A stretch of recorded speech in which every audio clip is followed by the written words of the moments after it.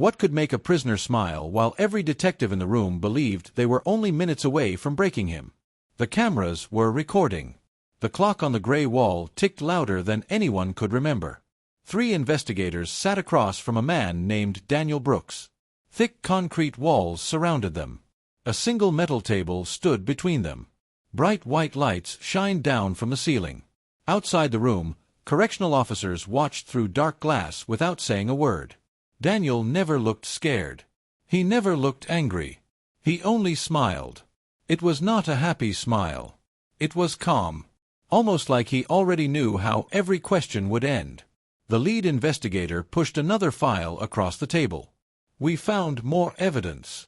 Daniel smiled. Another investigator leaned forward. "People are waiting for answers." Daniel smiled again. Hours passed. They changed investigators. Daniel smiled. They showed him photographs. Daniel smiled. They asked about missing money. He smiled. They asked about secret phone calls inside the prison.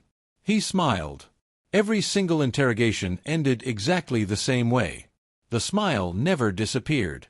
Soon, the entire prison was talking about him. Some guards believed he was mocking everyone. Some inmates whispered that Daniel knew a secret nobody else knew. Others thought he had already planned everything years before he was arrested. Then something happened that made every person watching the cameras stop breathing. The lead investigator slowly reached into a folder. Without saying a word, he placed one small object on the table. For the very first time, Daniel's smile became even bigger. Nobody in the room understood why. And that was the moment everyone realized they might not be questioning the prisoner. The prisoner might be studying them. But how did an ordinary inmate become the most mysterious man inside Black Ridge Correctional Center? The story began almost 4 years earlier. Black Ridge sat far away from busy cities. Tall fences covered with razor wire surrounded every building. Steel gates opened one at a time. Security cameras watched every hallway. Every morning began the same way. Metal doors slammed shut. Boots echoed across the concrete floors. Officers counted every inmate. Nothing surprised anyone anymore. At least, that was true until Daniel Brooks arrived. He was 36 years old. Average height. Short brown hair. Quiet voice. His file said he had been convicted of financial fraud, conspiracy, and helping organize a criminal network that stole millions of dollars from businesses across several states. The crimes had never involved direct violence, but investigators believed Daniel knew much more than he had ever admitted. When he entered the prison, he carried one small box of personal belongings. One Bible. 3 family photographs. A notebook. Nothing else. Most new inmates looked nervous during their first week. Daniel smiled. A correctional officer named Marcus Hill noticed it first. "You smile a lot," Marcus said during morning count. Daniel looked up. "I've had worse days." Marcus expected more. There was nothing more. Just another small smile. Over the next several weeks, strange stories spread through the prison. Daniel never argued. Never started fights. Never complained about food. Never shouted. Whenever someone insulted him, he smiled. Whenever officers searched his cell, he smiled. Whenever another inmate tried to scare him, he smiled. Some inmates began avoiding him. "It isn't normal," one inmate whispered. "No one stays that calm." Others believed he was pretending. "He'll crack eventually." But weeks turned into months. Nothing changed. Even prison psychologist Dr. Emily Carter became curious. She met Daniel during a routine evaluation. Most inmates talked about their cases. Daniel answered every question politely, always with that same quiet smile. "What makes you smile so much?" she finally asked. Daniel looked at the small window in her office. People spend their whole lives looking in the wrong direction. Emily waited for him to explain. He never did. When she wrote her report, she could not describe him. He showed no obvious fear, no obvious anger, no obvious excitement. Everything about him felt controlled, as if every word had been carefully chosen before he ever entered the room. Months later, investigators returned. They believed Daniel still held the key to solving several unsolved financial crimes connected to people outside the prison. They scheduled another interview. Daniel agreed immediately. He smiled as he walked into the interrogation room. Nobody thought much about it, until the investigators finished searching Daniel's prison cell after the interview. Hidden inside the back cover of his old notebook, they discovered a tiny folded piece of paper that had never appeared during earlier searches. One officer carefully opened it. His face turned completely pale. Then he quietly whispered, "Call the investigators back. Right now." The correctional officer did not take his eyes off the tiny folded paper. His hands shook. Another officer stepped closer. "What does it say?" The first officer swallowed hard before answering. "It isn't a confession." He looked toward the hallway where Daniel had just been taken back to his cell. "It's something much worse." Within minutes, the notebook, the paper, and every item from Daniel Brooks' cell were sealed as evidence. The prison entered a quiet lockdown. Extra officers stood outside Daniel's housing unit. Nobody told the inmates why. That only made the rumors spread faster. Some believed Daniel had escaped before and nobody knew. Others whispered that he had hidden millions of dollars somewhere outside the prison. By evening, investigators from the state arrived at Black Ridge Correctional Center. The folded paper was lying inside a clear evidence bag. There were only a few lines written on it. No names, no addresses, just a date, a time, and one short sentence. "You're asking the wrong questions." The investigators looked at one another. It made no sense. How could a note hidden inside a prison notebook help solve years of unanswered crimes? Detective Ryan Foster picked up Daniel's case file again. He spent hours reading every report from the beginning. Every interview. Every witness statement. Every piece of evidence. One thing slowly caught his attention. Daniel had answered hundreds of questions since his arrest. But he had never actually lied. He simply answered only the questions people chose to ask. Ryan leaned back in his chair. "What if we've been chasing the wrong story?" The room became silent.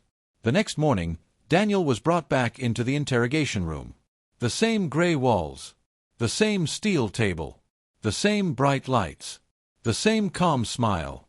Ryan placed the folded paper on the table. "We found this." Daniel smiled. "You expected to." Ryan frowned. "You wanted us to find it." Daniel nodded once. "Eventually." The other investigator leaned forward. "Why write it?" Daniel looked at him for several seconds. "You've been asking me who." Nobody spoke. "But you never asked me why." Ryan noticed something strange. Daniel seemed completely relaxed. Not because he believed he would go free. Not because he expected special treatment. It was almost as if he wanted this conversation to happen. Ryan changed his approach. Instead of asking about the stolen money, he asked about Daniel's life before prison. Daniel answered. He talked about growing up in Ohio. He talked about working with computers. He talked about numbers, business records, and security systems. His answers were short but honest. Hours passed. For the first time, the interview felt different. Daniel was still smiling, but he was giving them more than before. Then Ryan asked one simple question. "What was the biggest mistake you ever made?" Daniel's smile faded for less than a second. It was so quick that anyone else might have missed it. "I trusted the wrong people." Ryan noticed. "So you weren't working alone." Daniel smiled again. "I didn't say that." The interview ended. Daniel stood. Before leaving the room, he stopped beside the door. Without turning around, he quietly said, "Someone visits this prison every month." The officers looked at one another. Ryan called after him. "Who?" Daniel looked over his shoulder. "You'll know when you're finally looking." Then he walked away. Ryan immediately ordered a review of every visitor who had entered Black Ridge during the past 2 years. The list was enormous. Family members, lawyers, delivery workers, maintenance crews, religious volunteers, medical staff. Nothing looked unusual. Days passed. The investigation slowed again. Life inside the prison returned to normal. Morning count. Meals. Work assignments. Cell inspections. Daniel continued smiling at everyone he met. Marcus Hill watched him from across the hallway. "You really don't worry about anything, do you?" Daniel smiled. "I worry." Marcus looked surprised. "You do?" "Of course." "Then why are you always smiling?" Daniel looked down the long prison corridor. "Because fear makes people miss what's right in front of them." Marcus thought about those words long after his shift ended. That weekend, another routine inspection took place. Officers searched storage rooms, maintenance closets, and empty offices. It happened every month. Nothing unusual. Until Officer Linda Perez unlocked an old records room that had not been used in years. Dust covered everything. Broken shelves leaned against the walls. Boxes filled with old paperwork sat untouched. As Linda began checking the room, her flashlight landed on something behind a cabinet. A small black cell phone. It was powered off. Prisons did not allow inmates to have phones. Everyone knew that. She immediately called for backup. Investigators examined the phone. There were no fingerprints. No obvious owner. But when technicians finally managed to unlock it, they found only one saved contact. No name. No number. Just a single smiling face emoji. Ryan stared at the screen. Then he slowly turned toward Daniel's housing unit. For the first time, he wondered if Daniel's smile had never been the mystery at all. Maybe. It was the signal. Detective Ryan Foster could not stop staring at the phone. One saved contact. One smiling face. Nothing else. No names. No messages. No photographs. Just that single symbol. Most people would have thought it was meaningless. Ryan did not. He remembered every interview with Daniel Brooks. Every difficult question. Every long silence. Every single smile. He looked at the prison technician. "Can you recover deleted files?" The technician nodded. "It may take some time." "You have it." The phone was sent to a digital forensics lab. While everyone waited for the results, Ryan decided to watch something else. The prison security cameras. Not one day. Not one week. He ordered video from the past 6 months. Hour after hour, officers watched Daniel walking through the prison. Breakfast. Work detail. Exercise yard. Library. Medical visits. Nothing unusual happened.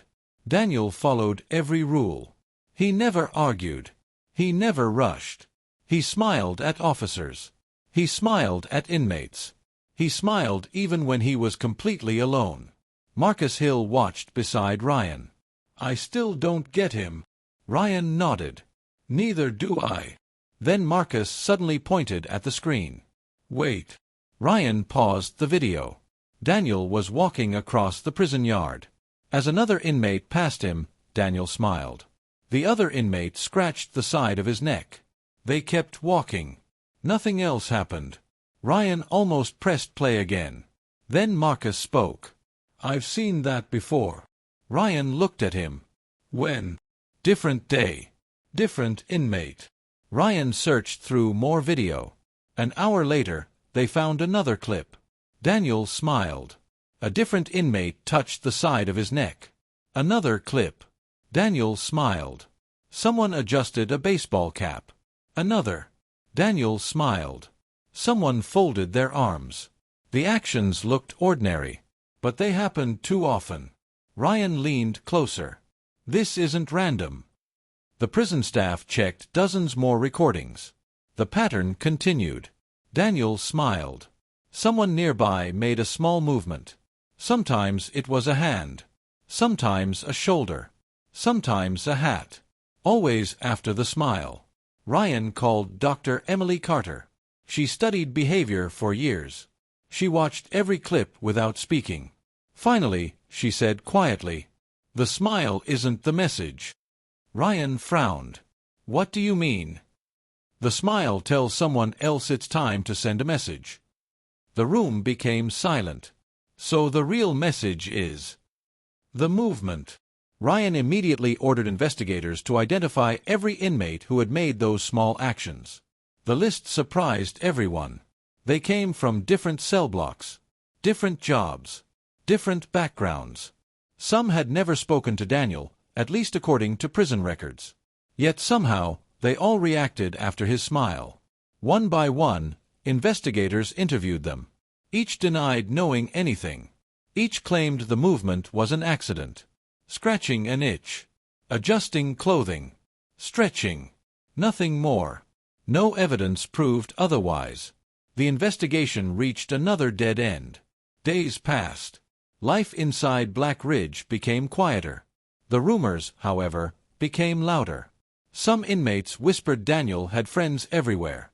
Others believed he had memorized every person's routine inside the prison. A few even refused to make eye contact with him. Marcus noticed something else. Daniel never asked questions. Not about the investigation. Not about the searches. Not about the extra security. It was almost as if he already knew what officers would do next. One afternoon, Marcus delivered lunch trays. Daniel accepted his tray with the same calm smile. Marcus finally asked, "Do you enjoy this?" Daniel looked confused. The attention. Daniel gently shook his head. "No." "Then why keep smiling?" Daniel looked through the small window in his cell door. "Because people tell you everything when they think they're watching you." Marcus stood still. "What does that mean?" Daniel smiled. "It means you've already answered questions you didn't know you were being asked." Marcus walked away feeling uneasy. That night he replayed every conversation he had ever had with Daniel. Had he said something important without realizing it? The next morning, the digital forensics team finally called Ryan. "We recovered deleted files." Ryan hurried to the lab. The technician opened a folder. Inside were dozens of timestamps. No messages. No names. Only dates and exact times. Ryan's shoulders dropped. "That's it. Look closer." Ryan compared the timestamps with prison records. Every date matched one of Daniel's interrogations. Every time matched the moment an interview had ended. Ryan frowned. "What does it mean?" The technician zoomed in. One timestamp stood out. Unlike the others, it was scheduled for a date that had not happened yet. Tomorrow, at exactly 2:15 in the afternoon. Ryan's heart began racing. Someone expected something to happen inside the prison the next day. He immediately ordered extra officers onto every housing unit. Every visitor would be searched. Every delivery truck inspected. Every security camera monitored. No chances. The next afternoon, the prison was quieter than ever. At 2:14 p.m., officers waited across the facility. Ryan watched the clock from the security room. Marcus stood outside Daniel's cell. The second hand reached 12. 2:15 p.m. Nothing happened. 1 minute passed. Still nothing. Ryan slowly exhaled. Maybe the timestamp meant nothing after all. Then every light inside Black Ridge suddenly went out. The prison was swallowed by darkness. Before the emergency generators could start, a single voice echoed through the hallway. It was Daniel. And in the darkness, he laughed. The words on the note changed everything. "Stop asking Daniel questions, or the next body will answer for him." Detective Ryan Foster stared at the paper. Nobody spoke. Officer Marcus Hill looked just as shocked as everyone else. "I've never seen this before," Marcus said. "Someone used my patrol vehicle without me knowing." Ryan believed him. The handwriting did not match Marcus's reports. The paper was ordinary. There were no fingerprints. Whoever left it knew exactly how to avoid leaving evidence. Ryan made a decision. No one leaves this prison until we know who did this. Every entrance was locked. Every vehicle was searched. Every staff member stayed inside the prison. The investigation had become bigger than Daniel Brooks. It was now about finding someone who had been hiding in plain sight. Ryan returned to the interrogation room. Daniel was waiting. Still smiling. Ryan placed the threatening note beside the old notebook and the mysterious phone. You knew this was coming. Daniel nodded. Yes. Why didn't you warn us? I tried. Ryan frowned. How? Daniel pointed to the folded note they had found in his cell. You're asking the wrong questions. I wasn't trying to protect myself, Daniel said quietly. I was trying to protect everyone else. Ryan remained silent. For the first time, he believed Daniel was telling the truth. Start at the beginning, Ryan said. Daniel took a slow breath. Years ago, I worked as an accountant for a group of business owners. At first, everything looked legal. Then I discovered they were stealing money through fake companies and moving it across the country. Why didn't you go to the police? I was afraid. Daniel looked down at the table. I told myself I would leave. Instead, they made me help them hide their crimes. He paused. When investigators finally arrested me, I decided not to tell anyone everything I knew. Ryan looked surprised. Why? Because the leader had people everywhere. Daniel looked up. They promised that if I talked too soon, innocent people would be hurt. Ryan remembered the hidden message. The person you trust most has been protecting them from the beginning. So why are you talking now? Daniel's smile became smaller. Because they made a mistake. What mistake?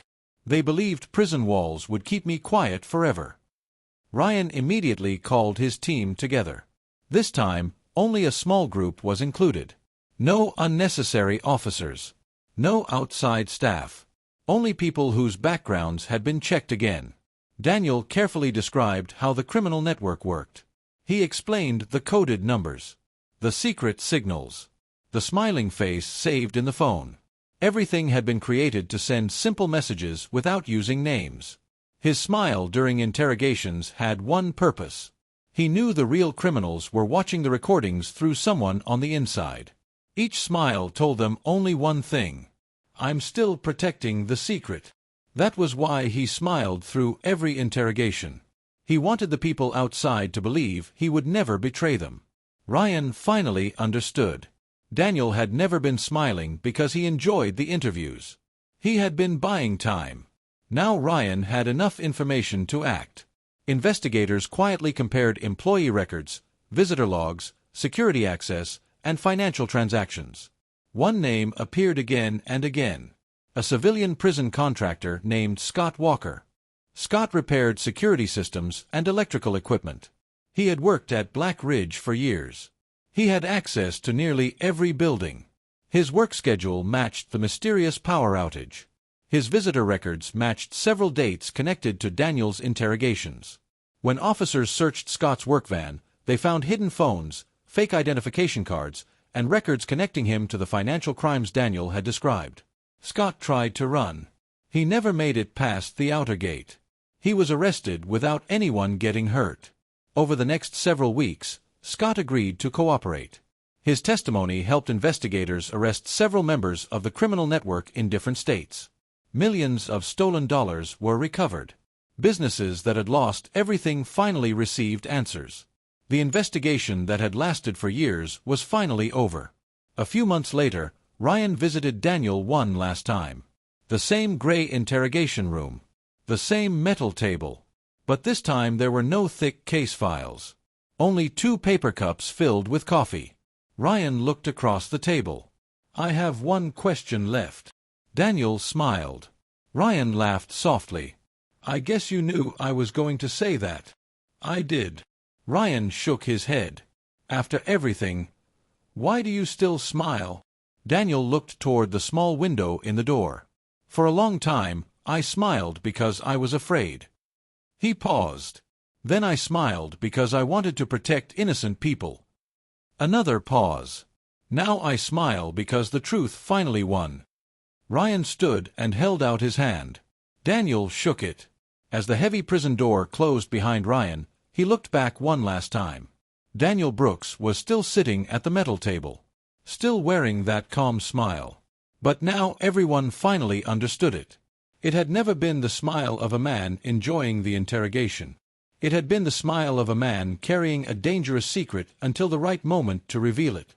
And that is why the case would always be remembered as the inmate who smiled through every interrogation.